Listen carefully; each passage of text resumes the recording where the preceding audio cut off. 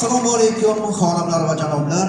Assalomu alaykum hurmatli shahrimizning mehmonlari. Siz azizlarni shahrimizning eng ko'hna va eng qadimiy san'at saroylaridan biri bo'lgan Chkalsk madaniyat saroyida ko'rib turganimizdan bag'oyatda xursandmiz. O'zining dildorlar, dilrabo go'zal qo'shiqlari bilan yuragimizdan joy topa olgan, qisqa vaqt ichida millionlab yuraklarni zabt eta olgan o'zbek qo'shiqchilik san'atiga munosib hissa qo'shib kelayotgan taniqli xonanda Jaloliddin Ahmadaliyevning konsert dasturini ochiq deb